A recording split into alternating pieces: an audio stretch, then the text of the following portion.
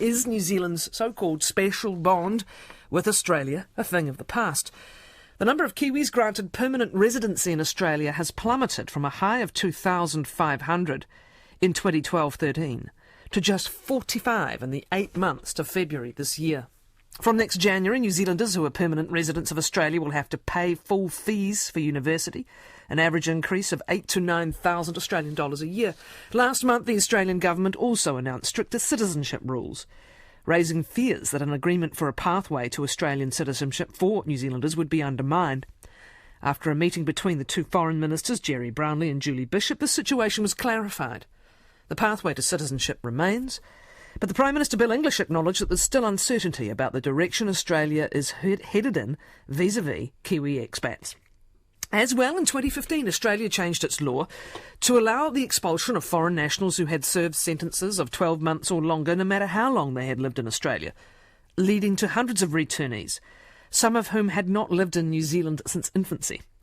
The lobby group Oz Kiwi says life in Australia for New Zealanders has become uncertain and difficult. What lies ahead for the hundreds of thousands, perhaps 600,000 New Zealanders who've made the lucky country their home? Our guest is Bernard Salt, a demographer, author, social commentator, Melbourne-based partner with the global advisory firm KPMG and adjunct professor at Curtin University Business School. Bernard, good morning. Good to talk to you. Hi, Kathryn. It's feeling like the not-so-lucky country at the moment for New Zealanders.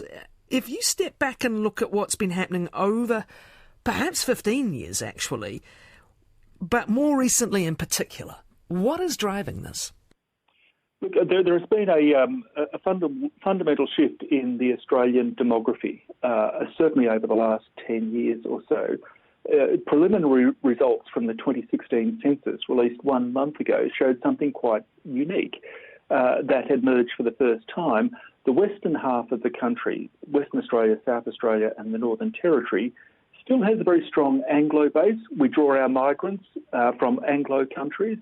The eastern side of the nation, particularly Victoria and New South Wales, are more likely to be Indian and Chinese. So the ethnic base, the source from which we are drawing migrants, has profoundly shifted over the last decade or so. And I will say also that the flow of Kiwis themselves has reversed since the earthquake, the reconstruction phase, and a new energy that seems to be associated with New Zealand. The numbers have been flowing in the other direction, in fact. So it's almost like there seems to be a demographic basis to not a parting of the ways, but just a slowing of the bonds that have been there, literally since settlement. The Trans-Tasman migration is often very much driven by economic opportunities. So when there was a mining boom, a lot of Kiwis headed Aussie's way. In fact, 5 years ago, we were going, why are so many New Zealanders pouring out of the country? Why are we having net migration losses? Now, of course, we're at record levels of migration, a mix of Kiwis coming home and others wanting to come here. So given that the economics will often drive the flows, what is driving the politics, and particularly the more recent politics the last 2 to 3 years? Well, I do think that there is I do think that the demographics are absolutely important. Our shift in focus towards Asia, in fact, with the Chinese, the Indians. So I'm not convinced that this is so much a rejection of New Zealand as a shift or a pivot towards Asia. There was a shift, in fact, between Australia and the UK back in the 1960s, when the UK, of course, joined the EU. Australians were mightily offended at the time, but in actual fact, this was simply a shift in that country's alignment to its local region. In some respects, you could argue a similar thing is happening today. It's not so much a rejection of New Zealand, it's a pivot towards Asia, Asian migration, Asian students, Asian visitation. In fact, our focus, our attention has been taken by Southeast Asia, and as a consequence, the politics may well flow out of that shift in thinking. It's a fine point, and it's one that's absolutely understandable where the attention is, but what is disappearing apace, and I said over 15 years, if you go back to John Howard's decisions, I think 2001 or 2002, the decision that was going to limit some New Zealanders' rights there, entitlements there, and then some of the more recent decisions as well. It's that the idea of New Zealanders being special amongst a migration flow, or there being a special entitlement, is disappearing apace. And I think what surprised many, even 2 or 3 years ago, I was speaking to an academic here who had done research on it, was that the freedom of movement of people is nowhere in any formal agreement. It was a handshake between Gough Whitlam and Norman Kirk in the early 70s that was expressed in a communique, and it was always a matter of goodwill. Yes, look, because we are in a situation at the last 4 or 5 years or so, because the politics seems to be pushing in that direction, I wouldn't necessarily think that this is going to be the way it is forever. Just as there is a tidal movement in economic circumstances, so there might also be a period in which the politics shift in a particular direction. I'm not convinced that this signals a divorce as such. I think it might just signal a shift in attention. I think we actually won't know that until another decade or so to see whether, in fact, there are more policies or more symbolic shifts in behaviour. I'm not convinced that this is permanent. This might just be a period in history of 5 or 6 years or so where the politics appear that way, but ultimately things settle down and we get back to normal.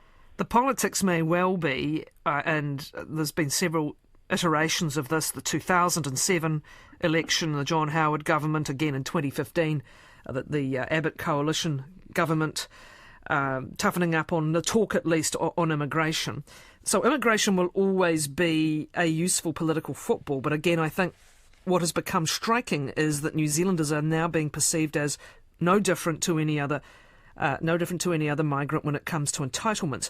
And I'm wondering to some extent if particularly long-term expats in New Zealand have been caught out by not having sought citizenship in much more generous times, because even looking at those residency numbers, they're really, really tightening. And in some ways, have we been caught out and presuming we'll always be able to carry assumed entitlements and now finding out we're not? Well, I think that would be confronting, especially to the more than 600,000 people living in Australia that were born in New Zealand. But again, whether in fact this is the situation that remains in place forever, or whether in fact this is just a period in history. If you batten down the hatches, ride out the storm, it may well be that in due course a situation is changed.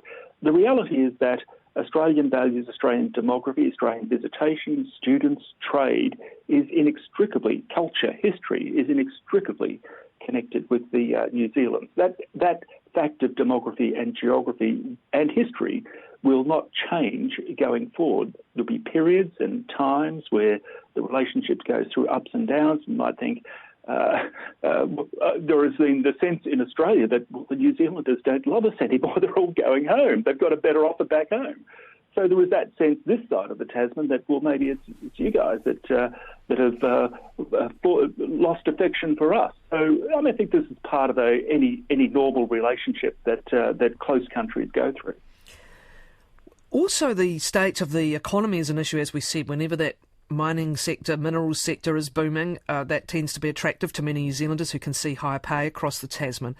But the state of the Australian budget is a matter as well, isn't it? And so the idea of the fees going up, the university fees going up, even for long-term residents and taxpayers in Australia who are Kiwis, this is just part of a brutal reality, right?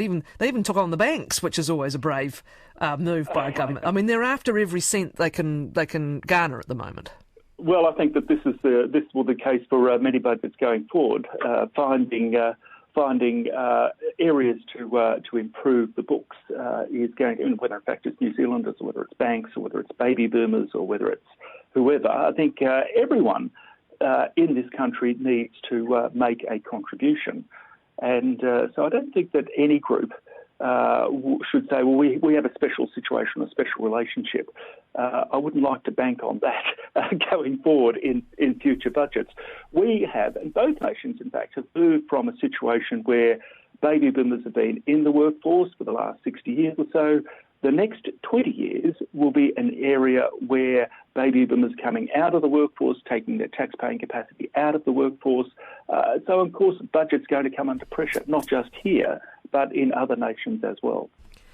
Equally, when you talk about the economic demands, we talked about the minerals sector having been exploited for so long, such a big contributor for so long, not so much at the moment.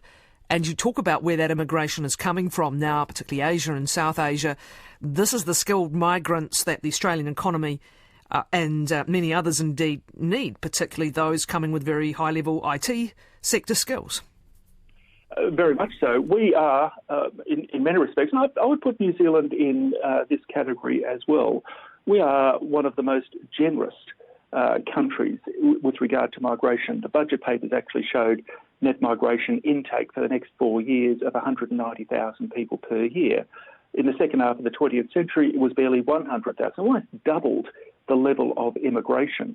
This is primarily coming at the moment from Asia. It is changing the complexity, or the complexion, if you like, of Australian cities. Melbourne, Sydney are, in fact, some of the most migrant, have a large proportion of migrants compared to other world cities. Sydney, for example, 42% of the population was born overseas. In New York, that proportion is 29%. We are a migrant nation. We will continue to be a migrant nation, but the source of those migrants will shift and shuffle from decade to decade. The politics is interesting too, isn't it? And this is where we often like to draw on that Anzac bond. And indeed, where there was such, warm glow when Julia Gillard referred to us as family. But the reality has always been much harder, going back to the Keating-Bolger Prime Ministerships where the airlines or air travel agreement was ended by a fax. And or John Howard, who, and it is believed, largely infuriated by our amnesty on overstayers back in the early 2000s, moved very swiftly and with very little notice and some directness to limit New Zealanders' rights across the Tasman there, perceiving us as offering a backdoor to third-party immigration. The politics has always been tough, and Australian politics itself is very tough. Is that something else again? Are we a bit off the pace, being our senior politicians and our diplomats even, a little bit off the pace in knowing where all this is heading? Look, I don't think so. I think there is no doubt that New Zealand and Australia are family. But because you're family doesn't mean that even family members have squabbles and tensions. And I think also our relationship with Britain. I made the point about when Britain joined the EU back in the 1960s, Australians, and I think New Zealand, so mightily offended that we're no longer got that special lane through Heathrow into the country. And yet, even with that break, with family members 2 generations ago, the number of Australians and New Zealanders having that special bond, special relationship with London, with the UK, is still there. Those cultural linkages extend for decades beyond a formal break, if you like. So there might be a political shift in the relationship between Australia and New Zealand, the breaking of the informal bonds, if you like, or the agreements. But the demography, the visitation, the connectivity, the cultural linkages will actually continue.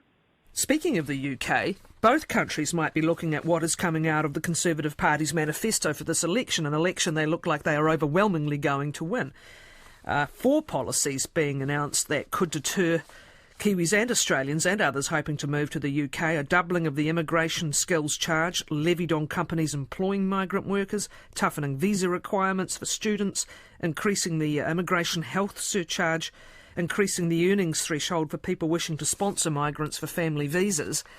What are you making of what you are seeing there? And again, might this have an impact on both our populations and the flow of those heading to the UK or indeed coming home? Well, I think the colonials, both Australians and New Zealanders, look, South Africans and others as well, have always looked to London as a place of opportunity, a rite of passage. We talk about our gap year. You guys talk about your overseas experience. In fact, I think that it is a rite of passage. I think that actually London and the UK has benefited enormously from young talent from Australia and New Zealand going to London and working in, say, financial services or whatever. What that means is that the Brits have not had to pay for primary school, secondary school, tertiary education. Young Australians and New Zealanders turn up to London at 25, work for 10 years, pay tax into that country. They don't get sick. They don't want an age pension. That is actually a good deal for the UK. So I think that logic of young colonials, especially skilled young colonials, coming to those countries or to London or to the UK to work and make a contribution, actually makes a net contribution to the economy. I'd be very surprised if Britain didn't ultimately see the logic of that flow.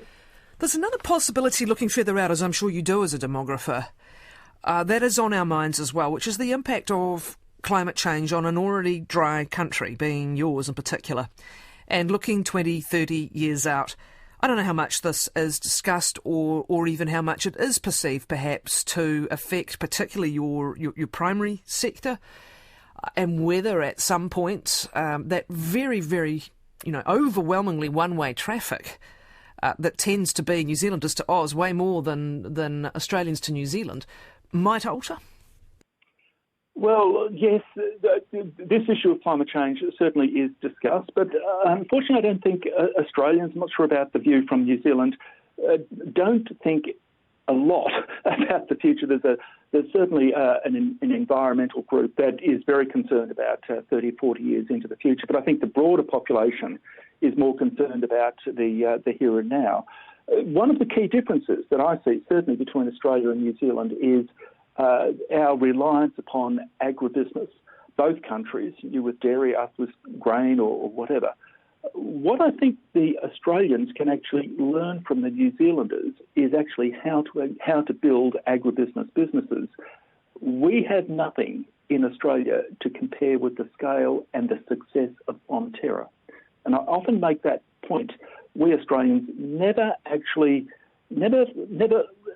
let go of our parochialism to create that single global business the way the New Zealanders did with Fonterra. And I think in agribusiness, that is certainly something that we could actually pick up from the New Zealanders. There are much lusher pastures often, and I don't say that unkindly. There are parts of your country, New South Wales, for example, northern New South Wales, that went through something like a 12-year drought. But I suppose it is also a rather large matter, particularly for people of the land, to contemplate moving to somewhere that might be weather-wise and conditions-wise kinder. It will be very interesting times to talk again in 30 years, Bernard, and see what's happened. I look forward to it. Thanks very much. Bernard Salt, demographer, author, social commentator, a partner in KPMG and adjunct professor at Curtin University Business School.